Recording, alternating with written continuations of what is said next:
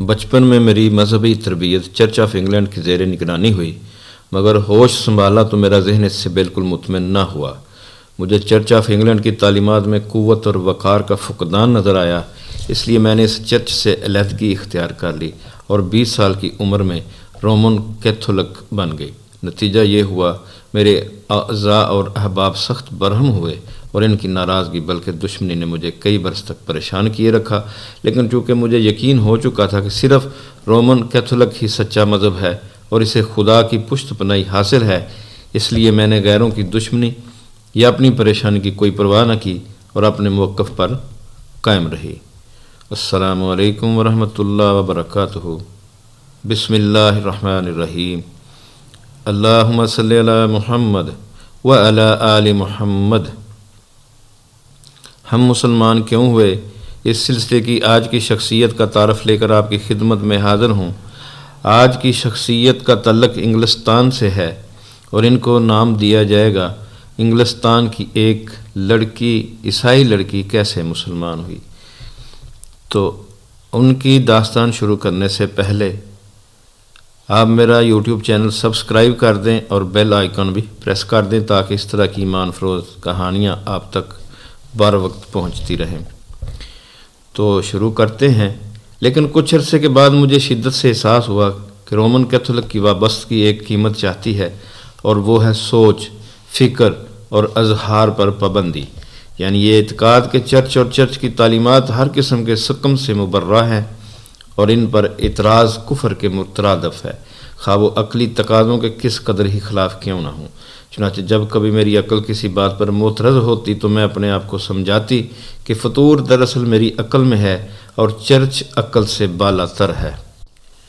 مثال کے طور پر یہ عقیدہ کہ چرچ میں جو روٹی بھی پادری صاحبان کھاتے ہیں وہ پہلے ہی یسوع مسیح کے وجود میں بدل جاتی ہے، دوسرے لفظوں میں اس کی حیثیت بیک وقت خدا کی بھی ہوتی ہے اور انسان کی بھی، اگرچہ یہ بظاہر اس کا احساس نہیں ہوتا۔ میں اکثر حیرت میں ڈوب جاتی کہ ایک پورا انسان روٹی میں کیسے سما سکتا ہے، اور پھر حضرت مسیح بیک وقت مختلف مقامات پر مختلف روٹیوں میں کیسے حلول کر سکتے ہیں، جبکہ دنیا میں لاکھوں چرچ ہیں اور ہر چرچ میں بہت سی روٹیاں استعمال ہوتی ہیں۔ یہ بات بڑی بے جوڑ اور مضحکہ خیز لگتی کہ انسان اپنے گوشت اور خون سمیت ایک روٹی کی صورت اختیار کر جائے۔ ذہن جس دوسری بات پر خاصا پریشان ہوتا وہ حضرت عیسیٰ علیہ السلام کا مصلوب ہونا ہے۔ کہا جاتا ہے کہ حضرت عیسیٰ علیہ السلام کی قربانی کا واقعہ بار بار پیش آتا ہے۔ اس کے علاوہ بھی کئی سوالات تھے جو ذہن میں پیدا ہوئے، تاہم میں نے اپنے آپ کو مجبور کیے رکھا کہ چرچ کے عقائد بلا شک و شبہ صحیح ہیں مگر عقل سے ماورا ہیں۔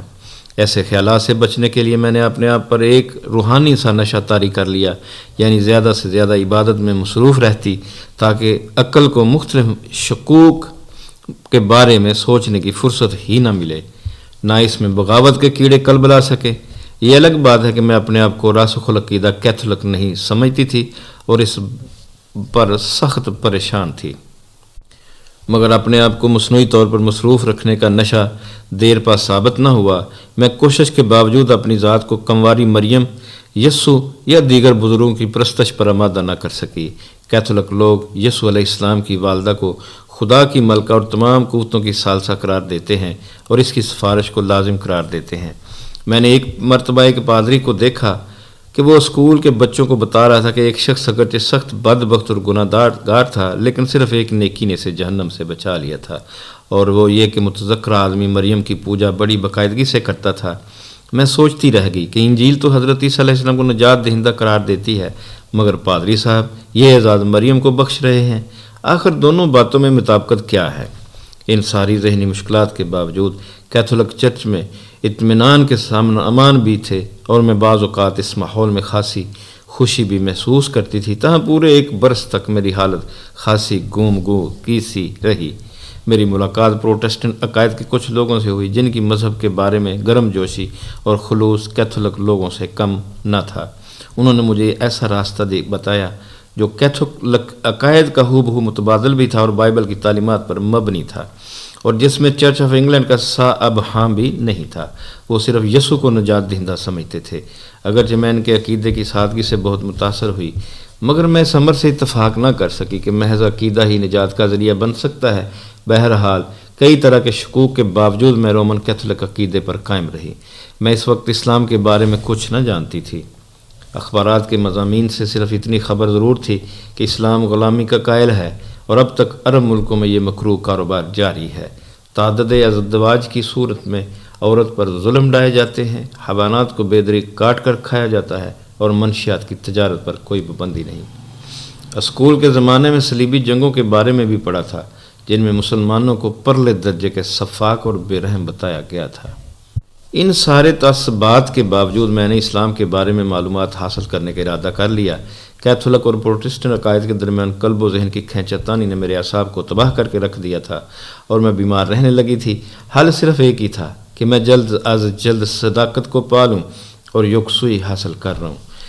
اس کے لیے میں نے قرآن مجید کی طرف رجوع کرنے کا فیصلہ کر لیا۔ میں نے خدا سے صراط مستقیم کی دعا کی، پھر فرض کر لیا کہ میں دور کے کسی سیارے کی مخلوق ہوں، عیسائیت کے بارے میں کچھ جانتی ہوں، نہ اسلام کے بارے میں۔